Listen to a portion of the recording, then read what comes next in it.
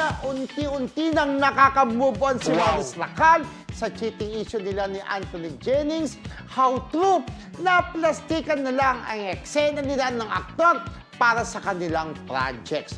Noong pancon kasi ng Incognito, halata umano na tila bad trip pa rin ang actress kay Anthony at pilit na lang ang pagiging okay nila para sa tambalan nila sa inyo. Ganun. Talbog. Pero hindi naman. Parang hindi naman. May mga unguarded moments naman akong nakita kung saan pag nagpapapicture, parang simpleng hinahawakan ni Para mag-jowa pa rin talaga, di ba? Kasi parang sa nangyari, hindi mo naman kaagad mabubura din yung feelings mo, di ba? Hindi ko lang din alam, pwede rin naman na na-realize din ni Maris na after nung nangyari, di ba?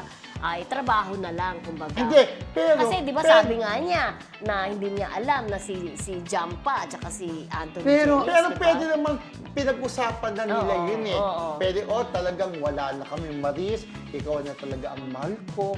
Wala rin pass is pass. Wala na yun. Naayos na siguro nila yung gusto. Diba? Parang gano'n.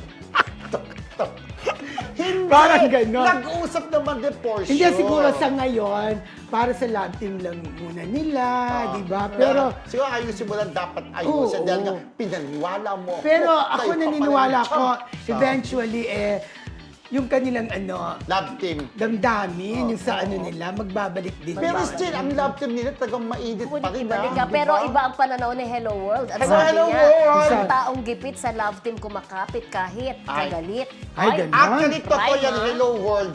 Alam mo, meron pong love team na dati, blind item na love team sila. Pero itong lalaki, meron talagang tunay na jowa. Pero kumapit sa love team dahil sikat.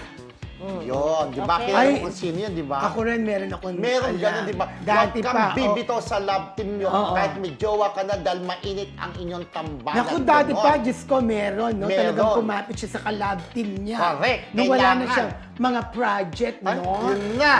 Parang alam ko yan. Nagtataray na si Oo, Biel. pero ito...